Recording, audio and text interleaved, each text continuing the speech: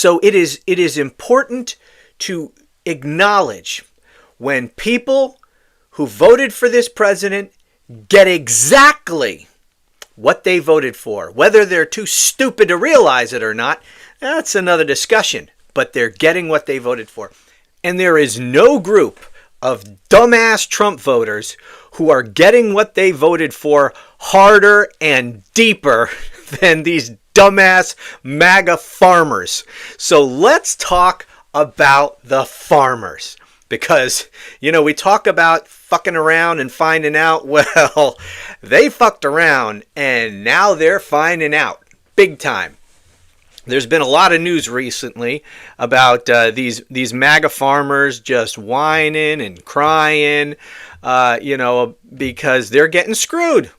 They're getting screwed big time. So let me play a clip from one guy. Now, in fairness, I don't know that this particular guy is a MAGA farmer. I don't know if any of these individual people are, MAGA if they voted for Donald Trump. I'm just going by statistics here. And if they didn't vote for Donald Trump, then I feel bad for them. I got nothing against farmers. That's for damn sure. I like to eat. But I do have something against MAGA farmers. So if they didn't vote for Trump, I feel sorry for them. But just statistically speaking, this is a group who overwhelmingly voted for Donald Trump. So let's begin. Let this guy set the stage. Go. Right now, we're in a very dire... You know what? Let me turn this down a little bit because I'm afraid I'm going to get a bunch of echo. So, all right, and go. Right now, we're in a very dire situation. September's upon us. Harvest is starting in the Deep South, and we have 0 bushels of soybeans on the books to be sold to China for this current crop that's about to come out of the field. Historically, over the last 5 years, about a third of soybean sales to China would be booked.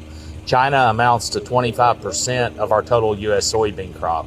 So that would be 8 or 9% of the whole U.S. crop would normally be on the books with China right now, and we have 0. That is alarming. Yeah, that is alarming, Bubba. Again, I don't know if this guy voted for Trump or not. But here's the thing. He's laying out a problem, which is the exact problem Donald Trump caused the first time they voted for him. He's talking specifically about soybeans being sold to China. Well, this happened last time. Donald Trump put tariffs on China, so China reciprocated and put tariffs on American, goods, agricultural goods going over to China.